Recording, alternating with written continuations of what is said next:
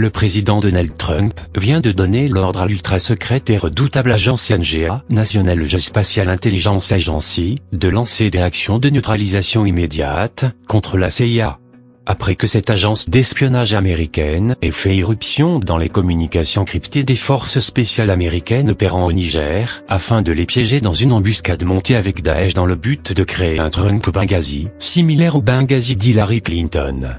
Cette opération vient au moment où l'acteur Corey Feldman menace de révéler un vaste réseau pédophile aux États-Unis, qui s'étend au cœur même de l'Amérique élitiste, faisant que la vie de cet acteur est gravement menacée. En effet, la National Geospatial Intelligence Agency, appelée Big Brother de la CIA, est l'organisation de renseignement la plus puissante et la plus secrète en Amérique, et elle est aussi la mieux équipée pour réprimer la violence des manifestants, qui tentent de déstabiliser le gouvernement américain. Le président Trump vient de charger la NGA de diriger le jeu de guerre massif Gridex 4, des 15 au 16 novembre, dans lequel la Maison-Blanche a ordonné d'inclure les banques, Wall Street et toutes les compagnies de télécommunications. En effet, la NGA craint sérieusement une attaque menée par les forces radicales qui prévoient de commencer un assaut soutenu contre toutes les grandes villes américaines à partir du 4 novembre. Pour tenter de comprendre ces événements qui se produisent en Amérique aujourd'hui, il faut d'abord comprendre pourquoi l'ancien président George Bush a vite fait de présenter des excuses à l'actrice hollywoodienne Heather Land pour avoir abusé sexuellement d'elle de façon sadique lors d'une séance photo. Voici ce que Land a raconté: quand j'ai eu la chance de rencontrer George W. Bush il y a 4 ans pour promouvoir une émission de télévision historique sur laquelle je travaillais, il m'a agressé sexuellement pendant que je posais pour une photo. Il ne m'a pas serré la main. Il m'a pincé les fesses alors qu'il était dans son fauteuil roulant avec sa femme Barbara Bush à ses côtés. Et il m'a sorti une blague salace. Et puis, pendant que j'étais en train de me faire photographier, il m'a encore touché. Le voyant, Barbara roula les yeux comme pour dire pas encore. Son garde de sécurité m'a dit que je n'aurais pas dû m'approcher de lui pour la photo. Pour son épouse Barbara et pour son garde de sécurité, ces perversions sexuelles du vicelard Kakoshim Bush ne sont pas une surprise.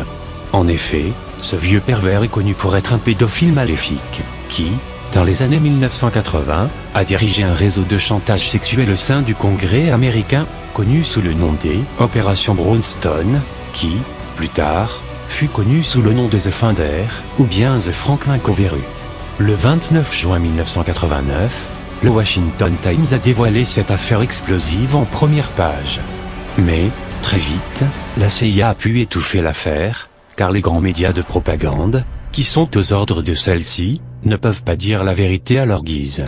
La façon dont la CIA a été capable de camoufler les vils crimes sexuels de l'ancien président Bush a été révélée de manière choquante en mai dernier, lorsque les forces loyales au président Trump publiaient une note secrète expliquant comment cette agence d'espionnage a des relations avec les journalistes de tous les principaux services de presse, journaux, nouvelles hebdomadaires et réseaux de télévision dans le pays, et dont l'efficacité pour cacher la vérité ne peut être sous-estimée.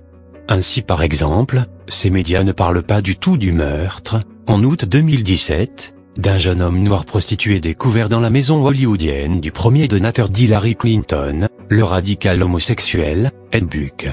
Avec les élites démocrates en Amérique sachant que le meurtre d'un jeune homme prostitué noir par Ed Buck ne serait pas étouffé par le président Trump, les médias de propagande américains sont passés en surmultiplié depuis août en exposant le vaste réseau de pervers sexuels à Hollywood, dont la longue liste inclut Harvey Weinstein, le célèbre donateur de Hillary Clinton, ainsi que le célèbre cinéaste James Toback, de nombreux réalisateurs d'Amazon et le légendaire éditeur Léon Wieseltier. La NGA est membre de la communauté du renseignement des États-Unis et placée sous l'autorité du directeur du renseignement national. Son quartier général se situe sur la base militaire de Fort Belvoir à Springfield. Les chiffres exacts du budget alloué à la NGA sont tenus secrets pour des raisons de sécurité. Le 9 août 2010, Laetitia Allon est nommée directrice de l'agence, devenant ainsi la première femme à diriger l'une de ces agences gouvernementales de renseignement américaines, succédant au vice-amiral Robert B. Murrett, qui dirigeait la NGA depuis 2006. La NGA a été créditée par la Maison-Blanche et les responsables militaires d'avoir fourni des informations essentielles à l'appui de l'opération Neptune Spear, le 2 mai 2011, dans laquelle les militaires américains ont attaqué le logement secret d'Oussama Ben Laden à Abbottabad, au Pakistan, où il était tué. Hillary Clinton, alors secrétaire d'État, n'aurait pas fait ce qu'elle aurait dû pour empêcher l'attaque, dans la nuit du 11 au 12 septembre 2012, d'un bâtiment diplomatique américain de Benghazi par des terroristes. 4 Américains avaient été tués dans l'attentat, un ambassadeur, un fonctionnaire et 2 contractuels de la CIA.